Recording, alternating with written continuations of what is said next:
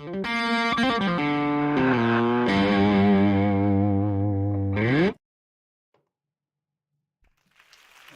how's everyone doing today? Welcome, welcome, welcome. It's Dr. Roddenberry coming to you live from Willow Springs, North Carolina. How's everybody doing today? If you're in the house, go ahead and type me a message. It's good to see everybody. Thanks for coming.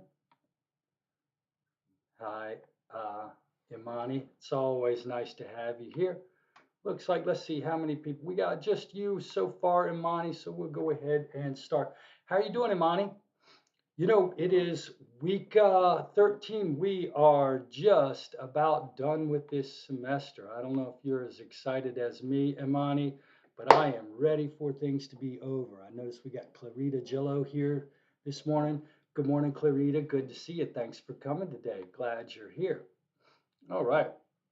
So let's go ahead and get started with chapter 15. If you look right above me, we are on middle adulthood. Whoop, whoop. That's the 40s and 50s. That's where I'm at right now. That's that time from when you've established your family until probably when you're getting close to retirement. Okay, so that's what we're going to be talking about today. That period when we are finally starting to lose our physical prowess. We're getting a little bit weaker, a little bit grayer, a little more wrinkled, a little more fat around the belly. And we're starting to think about things like wills and life insurance and all that stuff. So that's what we're going to be talking about this week. So today we're talking about physical and cognitive development during this period. And then tomorrow we'll talk about chapter 16, which is social development, socio-emotional development during middle adulthood. Okay, so let's go ahead and get started, shall we? Okay, 40 to 45 years to 60 to 65 years of age. Now remember, as I suggested to you, these periods of development are not biological. They're what we call a social construction. They're our ways of breaking down human beings into groups of similar people. And so this is going to be that period, I don't know, maybe 40, maybe 45 to 60, 65. Now, nobody retires at 65 anymore, but think about it as those years from when you've established the career and have children to when you retire. It's that time when you are building a family. So what's happening to your body right now? What's happening to Dr. Roddenberry's body? Well, my physical skills are declining. My neck is definitely stiff. My shoulders are really sore. My wife's got knee problems right now. She has trouble walking some days. So we have these declining physical skills that are quite normal for people in our age. And you know what? We're beginning to realize, my wife and I, and you all will realize that one day you're going to wake up and say, crap, I'm old. I'm not that young guy anymore, right? So we're going to have an awareness of this difference between being young and old. At this point in my life, I'm feeling an increased sense of responsibility, taking care of the parents who are getting old and feeble, taking care of the kids who are trying to launch themselves, taking care of the bills, trying to be a good citizen. I feel so much responsibility. You will feel this sense of responsibility. You're also going to start, it's weird, when you get this age, you're actually going to start thinking about how are you going to leave the world? What kind of world do you want to create? How you're going to start wanting to create a legacy, if you will. You're going to, you're going to be saying, what does it all mean? Did my life matter? And that's what occurs during this age. And at this point, we're all trying to really have that great career right now. So our body's getting a little bit old, and we're feeling our age. But we're feeling this sense of mission in our life because we're taking care of so many people and we're trying to build the world into a better place and have this career. Now, the weird thing is, because of the success of developmental psychology, people's lifespans have started changing. 60 is now the new 40. Back in the day, when you were 60, 65, and 70, man, you were ready to die. Not so much anymore. People are ready to party when they're 60. 60 is the new 40, the emergence of middle age. In fact, if you remember back from chapter 1, we talked about conceptions of age that talk about young old and old age.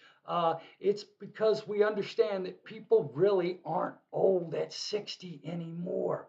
Okay, depending upon how you treat your body, how healthy you are, whether you exercise and eat your vegetables, you can still be an energetic, butt kicking person at 65 if you treat your body right. So, the scientific approach to life is working. People are now living longer and healthier lives. People really are, their chronological age doesn't match the way they feel. So, you see this guy down here, I see older people in mosh pits, going to concerts, having parties, doing all these crazy cool things. People are not living like they're old, they're living young, right? And what we're seeing is this thing. If you look at survival curves, what you're going to see is what we would call the rectangularization of the age distribution. If you look at this chart below me, what you're going to notice is these are the two survival curves for people at different ages. Back in 1900, when the average lifespan was 47, lots of people died early in life. And if you look at this blue curve right here, 100% of the people start out alive, and then that curve goes down as people start dying. And what you'll notice is that in 1900, there was a steep decline in the number of people who are alive during the first 4 or 5 years of your life. It was quite common to lose a brother or a sister early in childhood. And there weren't that many people that made it to 70, 80, or 90. But now, if you look at these dotted line curves, what they show you is that nobody's dying in infancy and early childhood anymore. Medical science has prevented this, and now people are living longer and healthier. And what you see is the population, the survival curve doesn't start to go sharply down until we get into the 70s and 80s. Do you see that? And so we've actually, through the advantages and successes of developmental psychology, we've actually changed the shape of the survival curve, and you can see how people are living longer and healthier. I just want to say hello to Nicole and Victory, which are now in the classroom. Good to see you. Thanks for coming. We're talking about old age, and you know what? Middle age does not mean you are old anymore. Dude, I go to lots of concerts and parties and have all kind of fun. Just because I'm 53 doesn't mean I'm an old fogey. And it doesn't have to mean that for you either. If you choose to keep your mind healthy, and if you choose to do the good things to your body, like quitting the smoking, exercising, eating healthy, right? Physical development. I have a quote here. I'm not a huge country music fan, but there's a Toby Keith song called "I'm not as good as I once was, but I'm as good once as I ever was." That's what you're going to feel when you get into this age. You're not going to be able to do it as long and as hard as you did as a 20-year-old, but you're still going to have the ability to rise to the occasion occasionally. But what's going to happen? What's happening to Dr. Roddenberry as I'm getting older? You know, I went to my 30th, was it 1747? Yeah, I went to my 30th school reunion, 35th, 35th a couple of months ago. And you know what? We all were wrinkled and saggy. We all had terrible skin because we're starting to get those age spots. Use your moisturizer if you want to stay young. I noticed all my friends had thin gray hair. You know, my toenails look yucky now because I'm older. All of us, our teeth aren't as white and pearly as they were when we were young kids, right? Actually, I've lost a quarter of an inch since I was a 20-year-old kid. Quarter of an inch might not seem like much to you, but when you're 5'6.5", that extra quarter inch matters. I am heavier than I was as a young kid. What I hope that you do is you exercise and eat right so that you don't gain too much weight. But this is a time when our metabolism slows down, we're less active, and we have more time to eat. And so this is a time when you can begin to gain weight. And I do want you to know that being overweight is a critically bad problem. You really, really, and I'm not trying to be judgmental. You know, I was 5'6", 210 pounds about 7 years ago, and I made the decision to change my life. Being overweight is a risk factor for almost every chronic disease that you can have. So now is a good time to start thinking about your health. If you haven't before now, 40 is definitely the time to begin focusing on that. Okay. Hi, Katie. Thanks for coming. Hi, Shimei. Good to see you as well. Now, one of the things that you're going to notice when you hit your 40s, 50s, and 60s, you're going to start seeing things that never happened when you're 20s and 30s. Some of your friends are going to start dying. You're going to have friends that have strokes, that have cancer, that have heart attacks. These chronic illnesses that kill people in middle and old age are going to begin to appear, and it's going to scare the hell out of you. As you get closer to 50, you're going to lose the flexibility in the lenses in your eyes, and you're going to start to need bifocals to read things close up. You're going to need to have reading glasses because you're not going to be able to read things that are close up, right? You're going to have reduced blood supply decreases to your visual field, so you're actually not going to have as good a peripheral vision as you did when you were younger. And you know what? Your hearing is going to start to decline around by the age of 40. Actually, it starts to decline throughout your whole life. As you get older, you have more difficulty hearing the high pitched sounds. So as a 20-year-old, you can hear the high pitched sounds, but as you get older, you're going to lose the ability to hear high pitched sounds. If anybody wants a demonstration of this in your PowerPoint presentation, there's a link to a website where you can test your ears to see what pitch sound you can hear. And what you'll see is as you get older, what it is, this little website plays a sound and it starts from really low and it goes up higher and higher in pitch. And what you're going to find is at some point that pitch is going to be too high and it's going to go above your ability to hear. And what happens is as you get older, you're going to lose that hearing earlier and earlier in the test. Now, it's called a scene ager. You have the money to live the life without thinking about the bill with the baggage.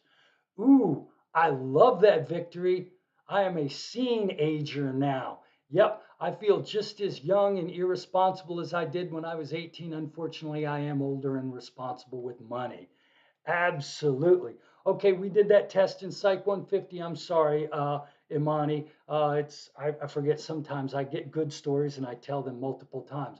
If any of you want to try the hearing test. Now, I listened to too much rock and roll as a 20 and 30-year-old and used the headphones with loud sounds. And so I have ringing, especially in my left ear, and I have some hearing damage. I will ask all of you to lighten up on your headphones. Don't turn them up as loud so that you aren't deaf like Dr. Roddenberry. But I feel like I've been on tour with the Rolling Stones, right?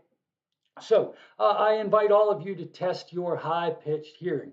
Now, remember, we've been talking about death and death statistics throughout the entire life. Chronic diseases are the main cause of death during middle adulthood. You're going to start getting cancer, heart diseases, etc., etc. I had throat cancer 2 years ago. Thank God it didn't kill me. I have had however, I had a friend die of a heart attack last year. I had a friend die of a stroke last year, and I had a friend die of lung cancer 2 months ago. So what's weird for me is I'm starting to see my friends die of these chronic diseases. And unfortunately, you're going to start to see this happen in your 40s and 50s. So if you don't want to die of cancer, quit smoking. If you don't want to die of heart disease, lose some weight, right? So you really, really need to start thinking about these chronic diseases if you want to have the healthy, older adulthood. So the three top causes of death in this age are cancer, heart disease, and look at that. It's still accidents. It's still accidents, but we have way more people dying of cancer and heart disease. 24,000 people during this age die of accidents, car accidents, alcohol-related accidents. So those are still reasons to wear your seatbelt. But now what we have to start worrying about is those chronic diseases. Get yourself to your primary care physician every year and get your blood checked and get your heart checked and make sure that you are good at detecting these chronic diseases early. Now, I did have a small typo in this week's quiz. I was talking about the leading causes of death. Accidents or homicide is not the leading cause of death. I had to fix that. Cancer is the leading cause of death during this age. That's on your homework this week. And I do want you to know that because by knowing the dangers and the risks of what can kill us, we can learn how to avoid them and live healthier lives. The reason that I lost all that weight is because my blood cholesterol was through the roof. My blood sugar was through the roof. My blood pressure was through the roof. And the doctor was telling me I was at high risk for lots of these serious chronic illnesses. So I lost 50 pounds and all of my numbers got completely better. Heart rate went down, blood pressure went down, blood sugar went down, cholesterol went down, and then damn it if I didn't get cancer. So, whatever. But still, I would invite you to engage in those healthy habits that are going to help you during this age. Now, it turns out that as you get older, one of the things that starts to screw up is your ability to get to sleep. Now, I notice that I get up every night in my 50s. I get up every night to go to the bathroom. I just cannot sleep through the whole night. I always wake up at least once or twice during the night. This is going to be more common as you move into your 40s and 50s. You're going to start to see the sleep apnea become a problem, and people are going to have just these sleep disorders and sleep trouble. And so people are you're going to start reporting sleep problems as you move into your 40s and 50s. And you know what? People who don't sleep as well have poorer immune functioning. So it is really important that you try to get good sleep during middle adulthood. Now, your lung tissue becomes less elastic around 55, decreasing lung capacity. I'm going to be quite honest, I still can't run as far or as fast as I did when I was 30.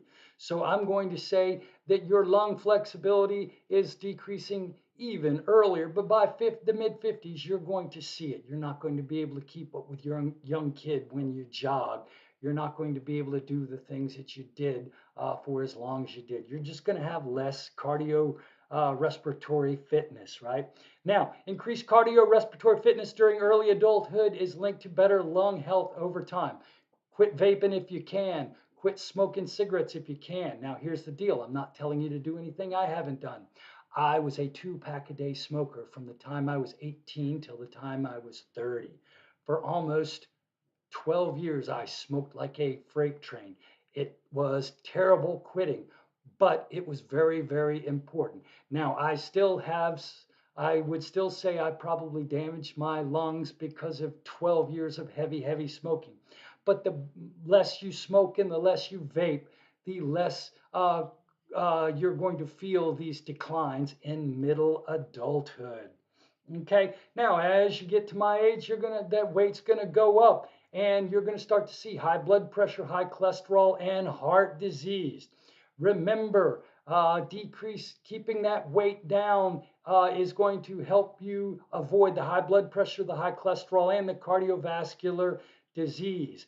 One of the things that bothers me is to see my kids and other young kids eating such horrible diets at 12, at 13, 14, and teenage years. I know you can eat that hamburger and those fries all day long as a 21-year-old, but I promise it will catch up to you in middle age. So please try to develop a healthier habit for eating. One of the things that I learned when I lost weight is that eating is a habit, and you can change a habit. So I still snack, but instead of snacking on potato chips, I snack on carrots and celery. And it's okay for me. Maybe not quite as good as potato chips, but it's healthier. Okay. Now, stress. Stress is important because it impairs our immune function response. Okay, if you're in stress for too long, what that does is that tires out your immune level, your immune response system, and you can't fight off illnesses like you did. So you really, really want to learn ways to manage your stress. Actually, I saw an article. I almost sent it around, but I didn't want to be that professor that sends articles to their students. But research has shown that meditation is just as important, is just as useful as any medication for fighting anxiety and depression. So learn how to meditate, take a walk, and treat yourself well, right? And having a good mindset, being strong mentally, and being ready and willing to handle the stress is going to actually help you deal with the negative effects of stress. In fact, there's a TED talk called "Make Stress Your Friend." It's been seen by millions of people. It's Kelly Donahall. She's a health psychologist, and she says your mindset, seeing stress as your friend and not your enemy, actually allows you to not be bothered by the things that typically stress people out, right? So learn how to deal successfully with stress in your life. Stress, lack of exercise, poor diet, not sleeping well. These things, you can get away with them when you're 20, but I promise you, when you get to Dr. Roddenberry's age and that gray hair starts coming out and those wrinkles start coming out, uh, these behaviors that you engaged in your 20s and 30s are going to start paying dividends, either for good or for ill for you. Okay. Here's the deal with regard to sexuality in middle age. What you're going to see is that hormone levels for men tend to drop steadily and slowly over the course of adulthood. So our testosterone level is going to peak in our mid 20s, and then it's just going to slowly go down. We're not even going to notice it, us men. We're not going to see it. It's just going to be a gradual, modest decline in this testosterone level. And some men with too low testosterone level are going to experience erectile dysfunction. Now, women's hormone patterns are going to be a little bit different. Women's estrogen levels are going to stay more stable throughout early adulthood, and then they're going to crash precipitously later in the 40s. Estrogen levels are going to drop steeply as women go into the menopause period. Okay, and there are women who even talk about having symptoms associated with a steep drop in estrogen level during periods, hot flashes, nausea, fatigue, all the things that you've heard about that are the joys of menopause for females. Now, what as a 53-year-old guy married to a 51-year-old lady, and knowing other people, I've found that there is this period for women when their menstrual cycles start to change and they don't have their periods every month, and they might have it every 2 months or every 3 months. A female might not have a menstrual cycle for 4 months, and then she'll have one every 3 weeks for 2 months. The menstrual cycles get kind of weird as females begin to move into menopause. This weird period of lack of inconsistent menstrual cycles is called perimenopause. And from what I understand, a female is not fully in menopause until she goes 12 months without a menstrual cycle. So if you go 6 months and then you have a menstrual cycle, boop, you go back to the beginning and counting, and you're still in the perimenopause period. Now, as you might expect, sexual activity occurs less frequently than in early adulthood, and you're going to see that your middle-aged men are probably a little more interested in sex than are middle-aged women. However, having a healthy sex life and sexual activity is going to, bizarrely enough, be associated with positive cognitive functioning. So don't give it up just because you're in middle age now. You just got to work a little bit harder, right? And right here, this is a sexual survey. And what you're going to see is that we have sort of basic patterns of sexual activity. Some couples don't really have sex at all. Some have sex a couple times a year. Some have sex a couple times a month. And some have sex a couple times a week. And you're going to see throughout age periods, what you're going to see is that there are these different groupings of how people engage in this sexual activity. But what you're going to see is as we get older, people are going to move towards the less frequent engaging, the pattern of less sexual activity. Sexual activity peaks in early adulthood and declines for both sexes in middle adulthood. Now let's talk a little bit about cognitive changes that occur as you move through adulthood. Now, how does your mind change as you get older? As we get older, one of the things that I see with all of my friends and colleagues is that everybody talks about, oh, my mind is not as good as it used to be. And what you're going to find is people my age are always complaining about how our mind is gone and how we can't think anymore. And oh, I'm not like I was when I used to. How exactly does the mind change as we get older? Well, this one guy, John Horn, used what's known as a cross-sectional approach to study the decline of intellectual functioning. So in a cross-sectional study, what you do is you measure change over time by getting people at different ages. So he went and talked to people who were 20, people who were 25, people who were 30, 35, 40, 45, 50. And he had them all take IQ tests. And he looked at how those IQ tests changed as people got over. And he noticed that people's IQ test scores didn't universally change and get worse as they got older. Instead, certain parts of the IQ test scores declined with age in middle adulthood, and some didn't decline with age in middle adulthood. And he found that those skills that didn't decline seemed to be knowledge for facts, what people knew.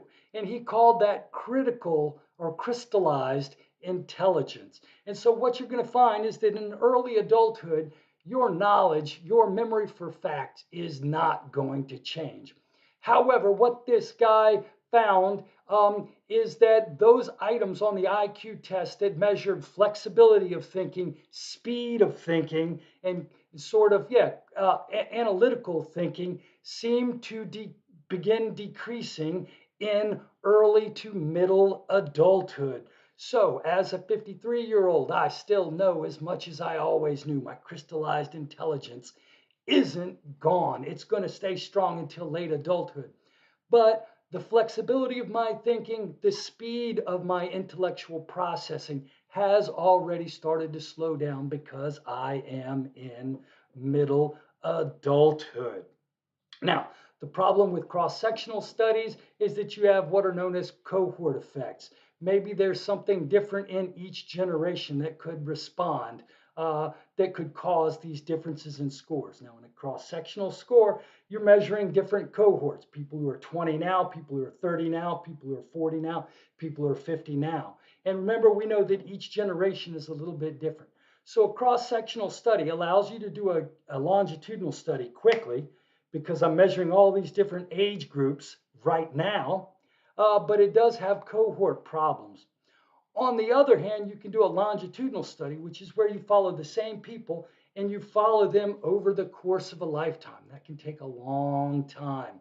But even then, you don't know how history might affect people's intellectual functioning. So we've all lived through COVID. You don't know, COVID might create some sort of intellectual change in adults that is not typical. And so there's problems with longitudinal studies too. One of the coolest ways to do research is what's known as a cross-sequential design. And what you do is you combine a longitudinal study, which is where you measure the same people as they get older, and a cross-sectional study where you look at people who are different ages. So in the Seattle longitudinal study, what they did was they used a cross-sequential method.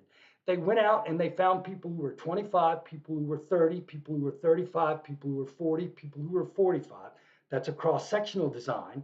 And then they followed these different groups of people over 50 years as they got older. And this study's been going on since the late 60s. And so they're following different cohorts of people, but they're following them longitudinally. This kind of design is what's known as a cross-sequential design. And what they found in the Seattle longitudinal study is that people are at their peak intellectual functioning in middle age. And what you're going to see is there is no observable change in cognitive ability at 60. Okay.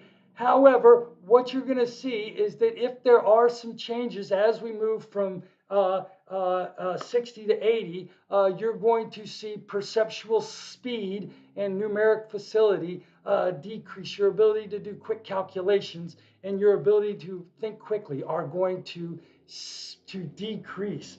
Now, we're going to talk about this. One of the reasons that we use different distinctions of age, there's what they call the young old and the old, is because we notice not everybody experiences physical and cognitive decline from 60 to 80.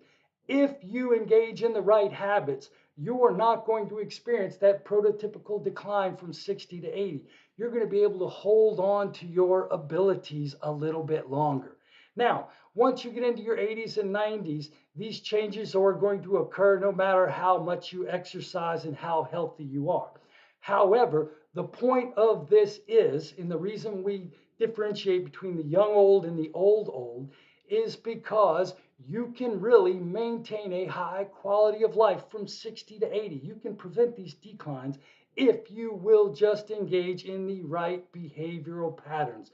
Exercise, a little bit of resistance training, eating your vegetables, getting good sleep. I can't tell you how important these behavioral things are in helping you maintain your cognitive and physical abilities from your 60s to your 80s.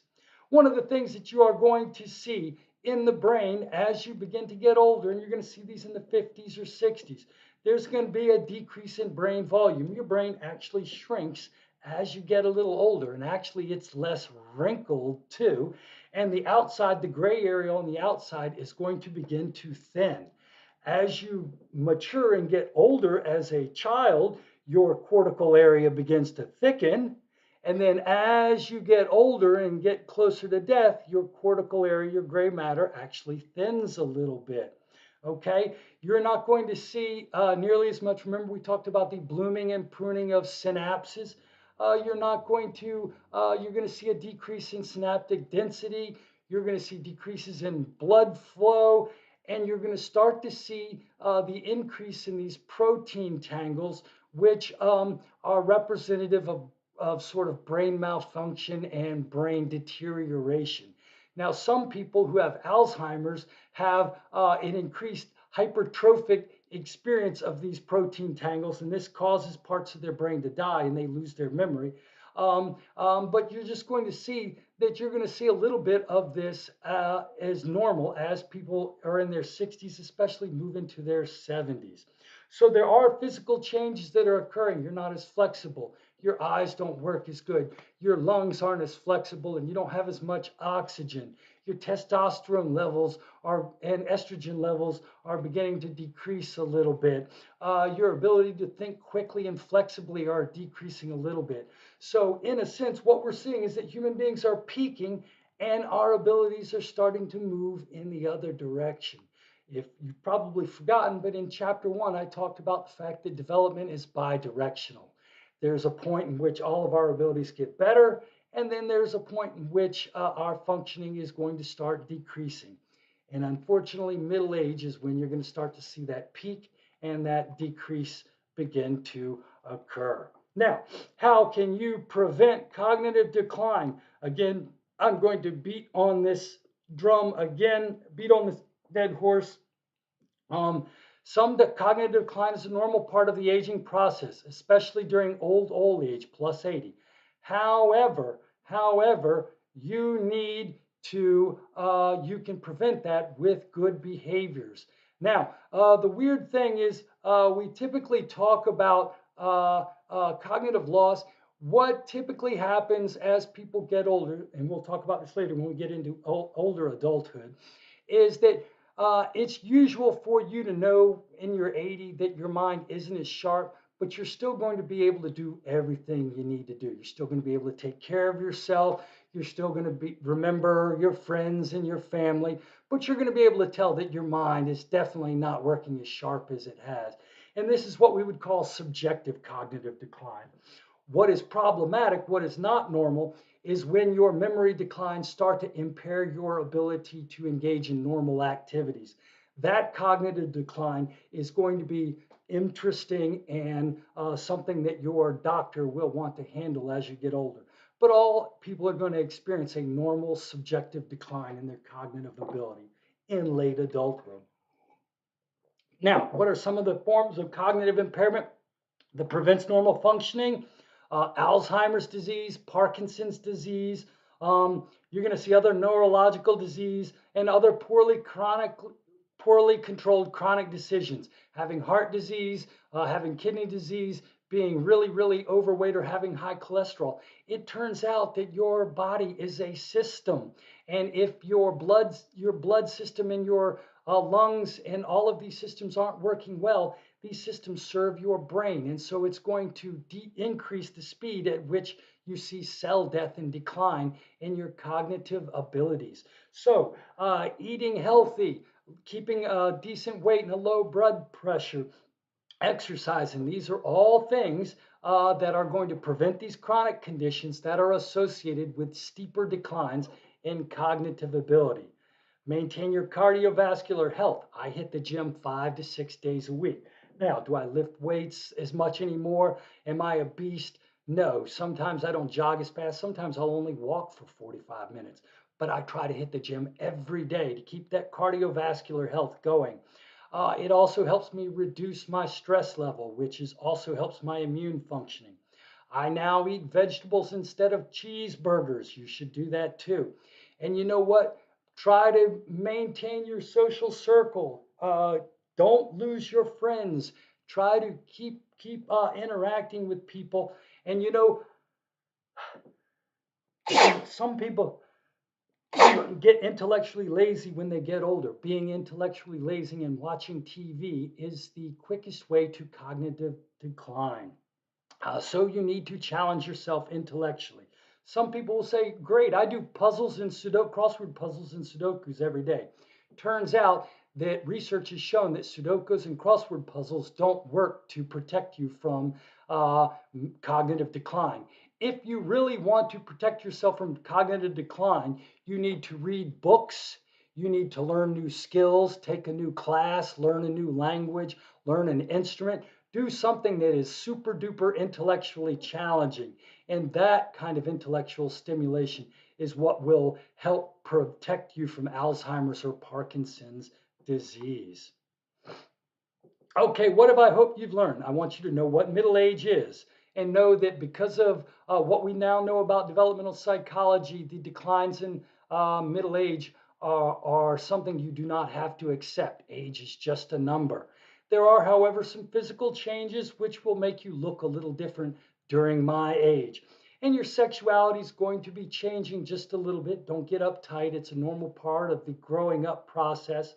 And yes, do expect that your mental abilities won't be quite as sharp as when you were 18. However, if you engage in good lifestyle habits, you can protect yourself from the normal cognitive declines that are associated with aging and getting older. Excuse me, I hit the wrong button again. Does anybody have any questions? Okay, this week is going to be our last collaboration activity. The collaboration activity number 8 is actually going to be the survey. So this week is going to be the last time we meet on a Wednesday night. And we're going to talk about death and dying this week. And we're going to talk about how we all feel about that inevitable part of life. It's something that scares a lot of people, but it unfortunately is something that we are all, yes, this one will be an interesting one, Katie. And talking about death tends to scare a lot of people. And so it's important, I think, to really learn how to get over this particular existential fear. Okay, does anybody have any questions before I log off the broadcast? I see Katie is excited about this Wednesday's webinar. I'm going to send around a video for you tomorrow. Okay, cool. No questions. Fantastic. Well, I'm going to go ahead and log off. Y'all have a great day. It was good seeing each and every one of you. And I look forward to seeing you tomorrow night at Wednesday webinar or Thursday morning in class. Hey, you take care and have a great day. Bye.